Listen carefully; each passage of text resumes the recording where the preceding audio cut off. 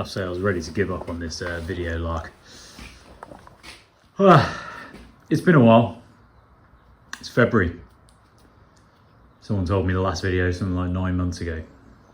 Sorry about that, but work has happened, work travel has happened, family's happened, stuff gets in the way. So instead of doing this over summer, which of course is a great time to do it, decided to do it in the dead of winter. So it's absolutely freezing in here. But there we go, c'est la vie.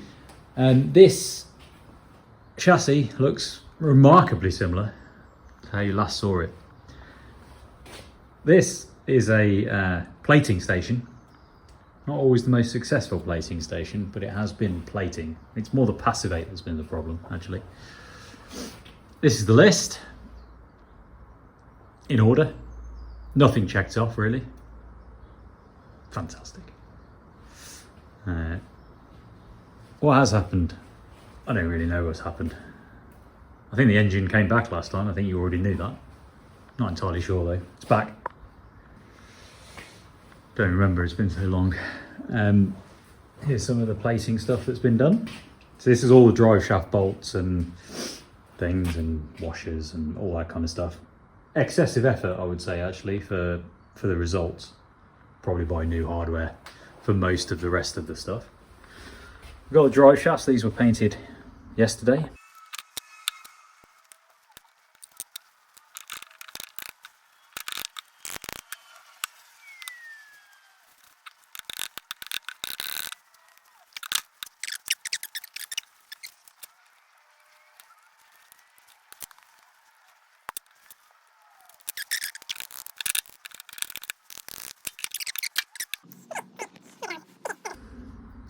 Needs to do something about these ends. Probably will paint them in some way, because I don't really want this bare steel just showing.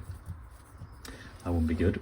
And we've got all the new kit, all the boot, whatever you call that, flange. I don't know. Actual drive shaft, CV joint, grease, little clip kind of thing to go on there, and the circlip to go here, I imagine, or no, I think it was there, sorry, so that we can rebuild these back up. So that's nearly ready to go. That's good. What has happened in the chassis is that the diff is now mounted. So this was kind of cleaned up and painted. That was quite a big effort, that was, because that was a very, very rusty bracket. So that went through some electrolysis, actually, which is not really part of that kit, but same kind of thing. Right, it's been about an hour. You can see how much fur has appeared here with all the rust coming off. Maybe over an hour, actually, not really sure exactly. Let's put the gloves on, turn the power supply off. It's been on about 1.8 amps, and it was still fizzing quite nicely. So let's turn that off. Let's just remove the negative for a second. Let's see how we've done. Now, I didn't show you a before one, which was probably a mistake, but trust me, it was rusty and knackered. So let's see what's happened so far.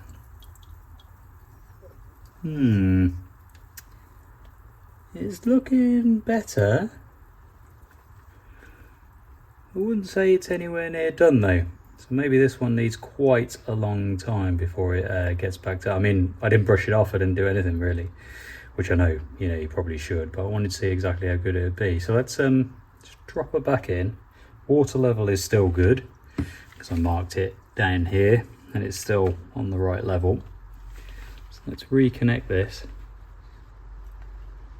switch it back on, and I might knock it up to about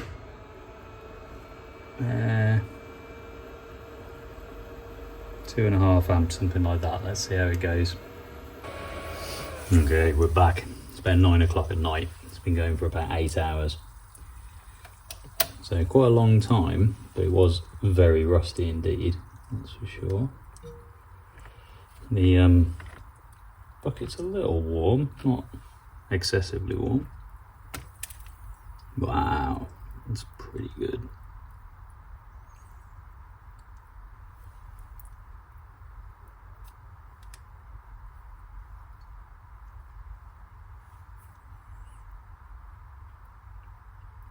Hold on. It's...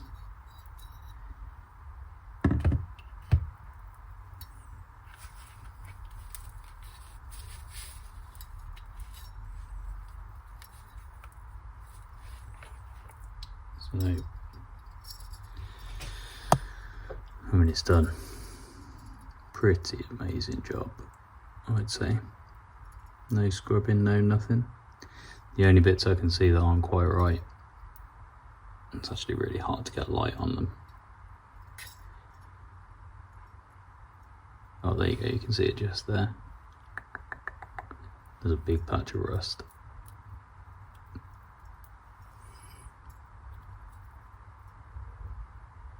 There you go.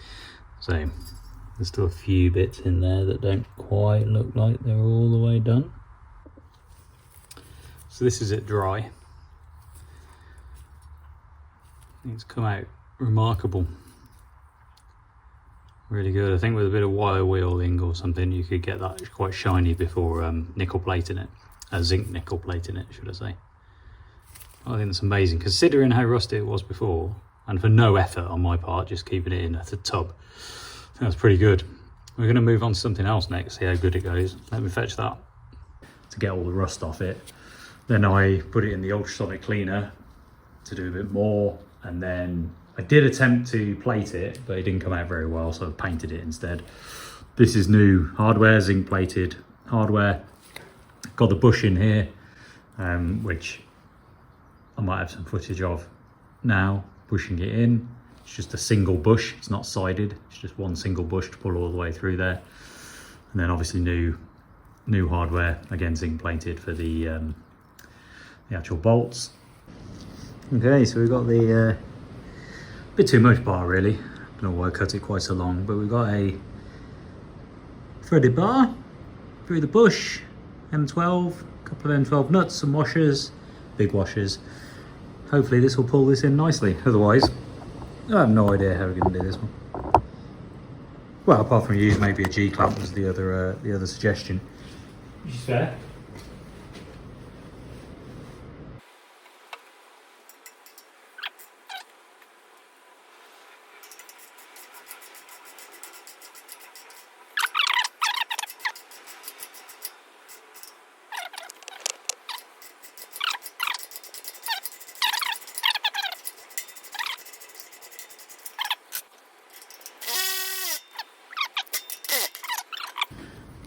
Will want to come out the other end, and if you look, that has bent, that washer has bent in, so it's not entirely surprising that at some point we need to stop and release, but let's see.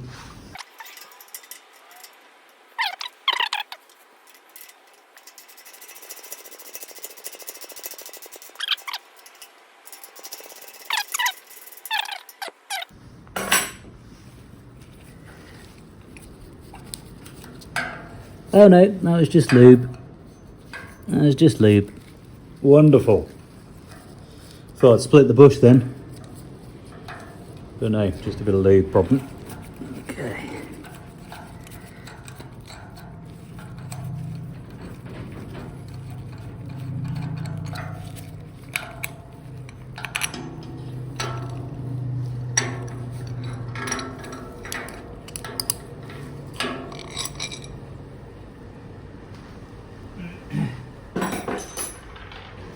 Alright, so now I've got that bush in, and I've got those two bushes in. We shouldn't have too much of a problem in getting the diff mounted.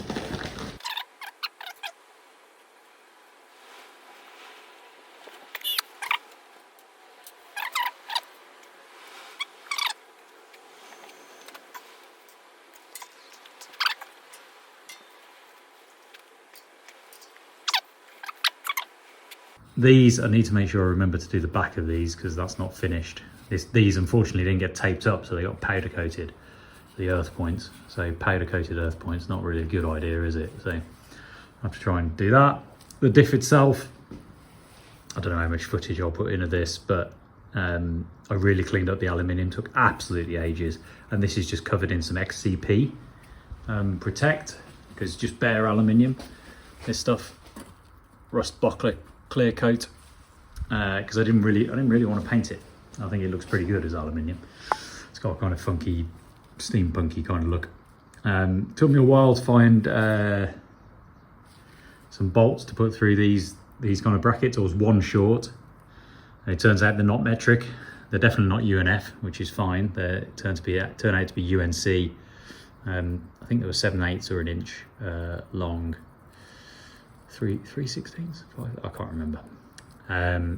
But I also, as you see, painted these kind of locking plates that go into the diff there. And the rest of the diff was painted when it went away, this bit, but I had to touch up a load of it because I scraped it off the bottom, because this is in no way a flat surface, which makes it a wobbly big piece of jelly when you put it back into the chassis. Don't know whether I'll put some footage into that, but that was hard work, that was. And then putting these bolts in and the bracket, that wasn't too bad. Back here, these were difficult. I had to use some extreme kind of prejudice to get these bolts through. These diff kind of mount bracket things, whatever you want to call them. Pushing the bush in was easy enough, but getting it seated in here was quite tricky. Either side, so there and there. The thing that you really need to know, hold on.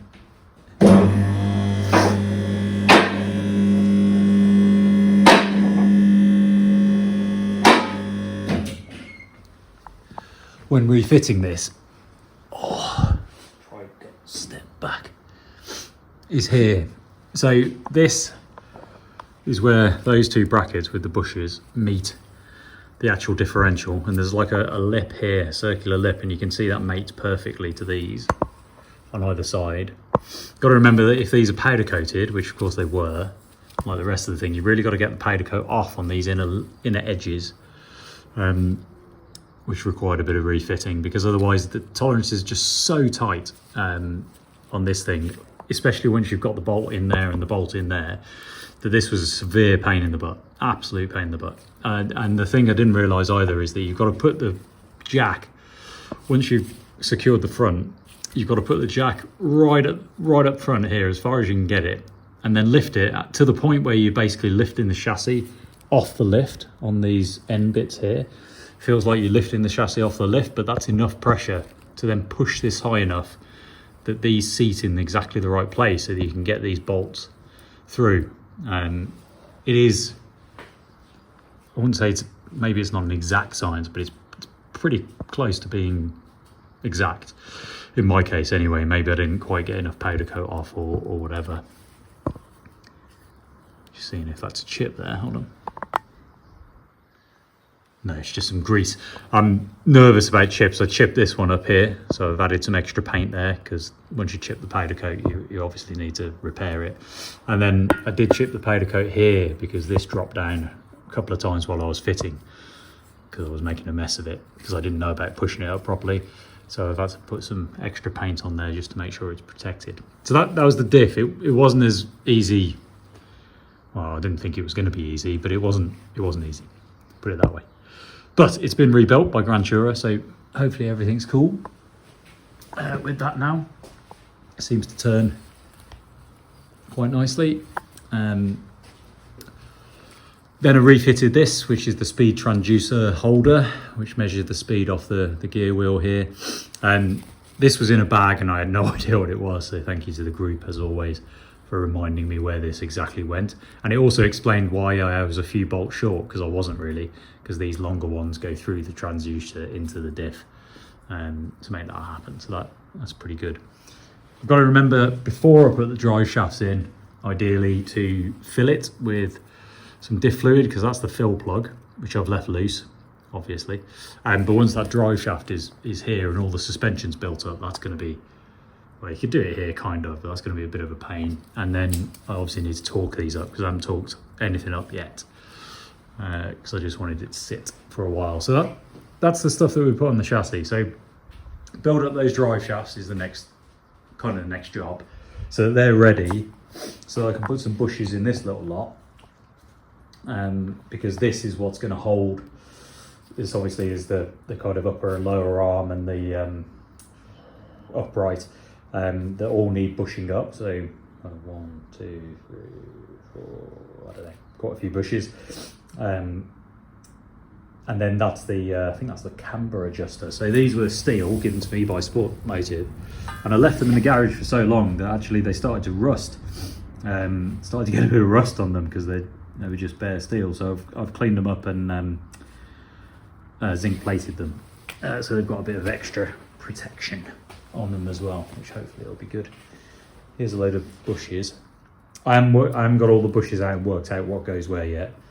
It's kind of scaring me a little bit because there's just bloody thousands of them, and those all say rear, but it's all marked up Cerberus, so I know some of that needs to go to the front because I've only got one tiny pack and there's absolutely loads of bushes up there, so you know some of it is not quite right.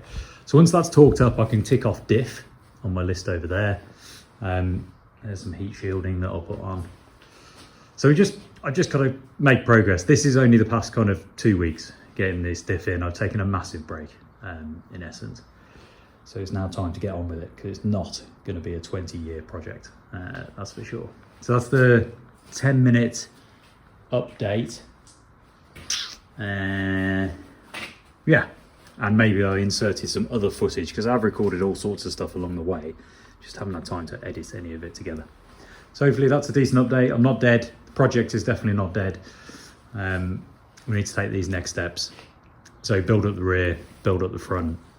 And also once the engine is back, I think it's the engine is back in the chassis, and maybe the gearbox and everything as well. It's basically a proper rolling chassis with its weight. I'm going to take it to Sport Motive because I've got these updated Sagaris or Scaris or whatever you want to call it, arms, steering arms. And they've got this uplift here. And Ian at Sport Motive is not convinced this makes any difference, and lots of you are not convinced about that. Some people swear by it, some people are not convinced at all. So what we're going to do is we're going to prove it effectively. I'm going to build up one side with one of those on, and I'm going to build up one side with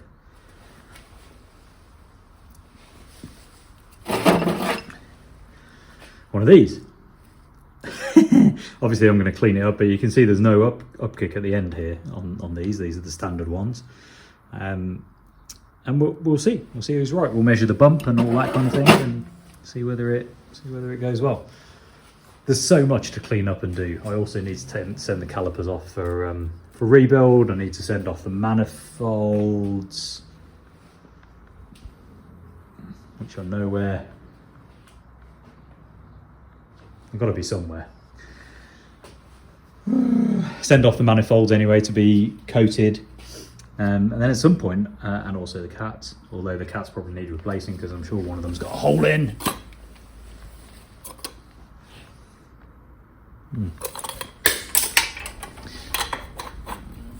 They still need coating.